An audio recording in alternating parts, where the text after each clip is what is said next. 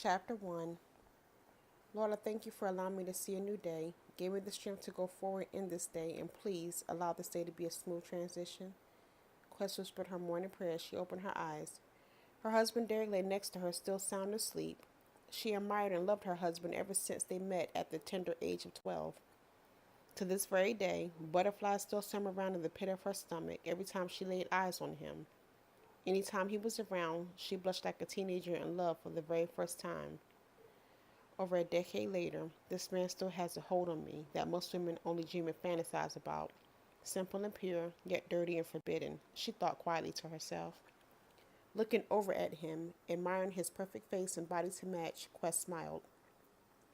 Quest loved everything about her husband, from his intimidating arrogance to his smooth caramel complexion, muscular physique, clean-cut haircut, and well-trimmed goatee. Although his arrogance got him in trouble at times, she loved it. Her husband wasn't mean, he was just a tell it like it is kind of guy. If he didn't like something, he would make it known. If he loved it, he would voice it. Derek's arrogance come in handy when he is busy running the family's business, one of the biggest and busiest barbershops in Baltimore, Maryland, Styles. The strong sense for business mixed with his personality captivated Quest and was the reason she ignored her intuitions about him. A nagging feeling in the pit of her stomach at times was so strong that it pushed the butterflies off to the side, replacing her bliss with pure agony. Quest does everything in her power to dismiss it, but it is too strong to handle. A power that takes her breath away, causing her to feel as if her breath is slowly being sucked away from her lungs. Derek has never given his wife a reason to doubt his love for her. Besides, he was her first for everything. First date, first kiss, one and only lover, and one true love. Those feelings had to be another one of the devil's tricks, she would often think to herself. It also didn't help that she was approached with the rumor that her man was cheating on her, spread by his ex-girlfriend Trista, claiming that Derek was not only cheating with her, but with multiple women. The repetitive response to anyone who approached Quest was, "Why should anyone believe a word that comes out of that tramp's mouth?"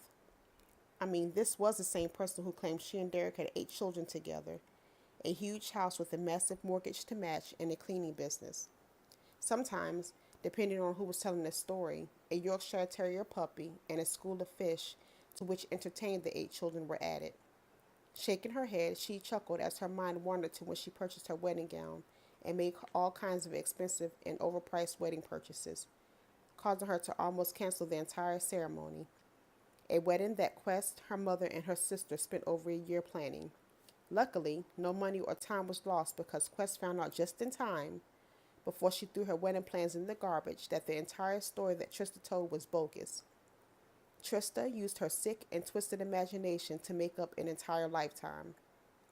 On Quest and Derek's wedding day, Trista's desperation went to new heights, causing her to become so desperate to stop the Spence Maddox wedding that she went as far as to call the family's church to say that a bomb was planted and everybody must leave the premises immediately. At that very moment, Quest knew that she had a piece of work on her hands. Learning that her husband's ex-girlfriend seemed to be in a world of her own and nothing she says, or will ever say, can be taken seriously. Trista's story has circled around town for many years, causing the hallucination to be the butt of jokes and the topic of discussion between Quest and her circle of friends anytime any of them needed a good laugh or wanted to compare the level of crazy that each of them has ever encountered or was currently struggling with. That woman would do anything to stop us from becoming newlyweds, from becoming Mr. and Mrs. Derek Spence, she thought quietly to herself. To Trista's dismay, the nuptials took place as planned and Derek and I became one, she continued her thought. The plan to destroy love backfired on Miss Nobody, and being newly married, we became closer than ever. 2 peas in a pod kind of close. A bond was formed stronger than gorilla glue. The blaring of the phone snapped Quest out of her thoughts and brought her back to reality. "Oh, she beat me to it this morning," she whispered, careful not to wake her husband. Grabbing her phone and rushing to hide her bed in the background, Quest sat up just enough in bed to fool her one and only sister, her twin sister, Destiny, before accepting the face-to-face phone call. "Hey, sissy, what's going on?" She spoke softly, peering over at Derek. "Hey, girl, nothing much," her sister smiled. "Just my daily date with this treadmill. What you up to?" Quest chuckled. You don't seem out of breath, she commented. Your hair looks crazy, though. Oh, girl, hush. You look as crazy as I do, Destiny shot back. Wait, are you still in bed, Quest? No, I am not, and keep your voice down, she huffed. I am preparing for my day, thank you very much. Oh, yeah? Well, looks like you're trying to hide your sheets and your headboard to me, Destiny chuckled. Quest laughed aloud but cut it short and looked over at her husband again. You know me too well, sissy. Yes, I sure do, Destiny agreed. You need to get out of that bed and get yourself ready for Ma's feast. Girl, yes, you're right, Quest chuckled. I know I need to get myself ready for Ma's infamous mac and cheese and homemade apple pie. Quest agreed and sat up a little further in bed. Girl, who you telling? Ma's food is on point, but it goes straight to my hips, Destiny commented. Quest laughed and immediately sat up and swung her feet on the side of the bed. Destiny is so right, Quest thought quietly. I need to get out of this bed and prepare my body for Ma's feast. I would never hear the end of my twins cackling if, God forbid, the phone slipped and fell and she knew that I was still laying in bed, had the proof that was needed that I was still lying here, allowing this beautiful day to creep away without stepping foot on at least one cardio machine. Not to mention the fact that Mommy's mac and cheese and apple pie causes the same punishment that it caused my sister, giving us both added weight to the hips and at times adding an unwanted protruding belly. Quest sat still as she watched her sister jog on the treadmill. Although the twins were fraternal, they were often mistaken as identical, sharing a boatload of features. Quest, being about an inch taller, shared her sister's long legs and full-figured hips, small waist, and mocha skin. The noticeable difference was their hairstyle. Quest mostly kept her hair long and straight, adding a touch of washable color from time to time. Her twin, the exact opposite, with a short, spiky haircut and a red highlight tint. Quest engaged in her sister's conversation, listening to her twin rant about everything from her workout to her husband and adorable 6-year-old son Noah. Noah, to whom Quest often referred to as Auntie Sweet Baby, was Destiny's only child. Quest spent lots of time with Noah, spoiling him rotten every chance she got, practicing for when she and Derek would start a family of their own. They had been trying for years with no luck, buying every product that claimed to help with fertility, still no luck. Finally giving up, she convinced herself to let nature take its course and that the good Lord would bless them with the baby as soon as it was time. Quest decided the day that her nephew was born that she would be just like a second mommy to him. There was nothing that she wouldn't do for him. Hello? Destiny sarcastically yelled into the phone. You're spacing out on me again, Q. Are you going into deep thought mode on me? I hear you, girl. Stop with your mess, Quest fired back, laughing. Okay, Quest, let me get off this phone. This treadmill is about to kill me by giving me a heart attack. I will see you and your husband later at the house. Yeah, you know better, Quest spat. Looking back at her husband. I will see you later, Quest said, giggling before hanging up. Taking one final stretch and kissing her husband on the cheek, Quest finally gathered enough strength to rise completely off the bed and head into the bathroom to make an almond milk bubble bath. Yawning, she quickly made her way to the master bathroom. Careful not to wake her husband, she softly closed the bathroom door and proceeded to prepare for her bath. Filling the tub, she took a deep breath, inhaling the lavish fumes from the almond milk. Today was her family's annual family fun day, and she looked forward to spending time with everyone. Family from all over would be there, enjoying each other's company and breaking bread together all day Saturday, and then on Sunday, the family would worship together at Mount Grove Church of Christ to enjoy a breathtaking sermon from Pastor Cynthia Maddox. Pastor Maddox was Mount Grove's leading lady and the matriarch of the Maddox family. She was well respected and was the big mama of the family, as well as the peacekeeper to family, friends, and her congregation, always having a kind word for anyone who needed it.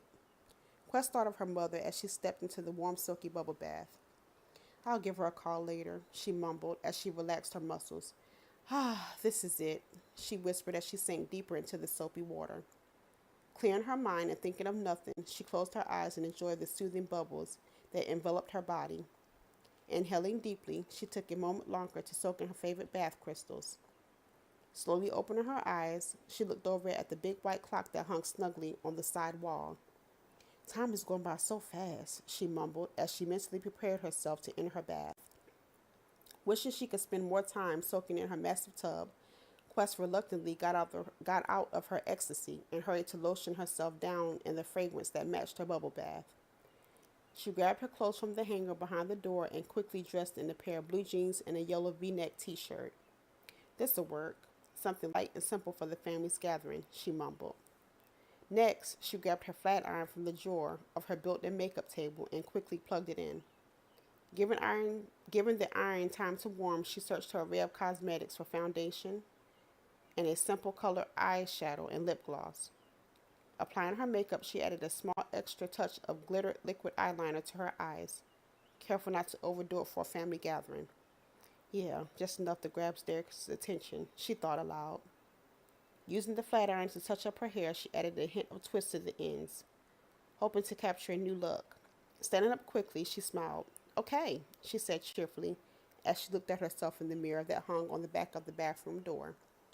A lady must always compliment herself, she muttered, thinking of her sister's words as she studied herself in the mirror. I know I look good, she mouthed. Immediately after complimenting herself, the dreaded feeling began to take over. The gnawing, sinking feeling replaced her positive mood. It was back, in the pit of her stomach. The feeling that brought on doubt that her husband had the same passion he once had. Sighing loudly, she sat back down at her makeup station and frowned. Sure, she knew that he loved her, but wasn't so sure if he was still attracted to her. Felt that he couldn't have a peaceful day without her touch. There was something different about him, something that she couldn't quite grasp. Yes, they still made love on a regular basis, but when they did, it was as if he wanted to be elsewhere. It was as if she no longer satisfied him. What is it, Quest? What are you doing to cause the man you love to not desire you? She quietly asked herself. Bae, everything okay? You've been in there for a while. Standing up quickly, she responded, yes, Derek, everything is fine. Just finishing my makeup, she called out. Quickly wiping the lone tear that fell from her eye, she inhaled and slowly exhaled. She shook her head as she heard her husband sigh. Quest, you know we are going to be late and you know how much I hate that. Let's go, woman, he yelled. I know, she mumbled.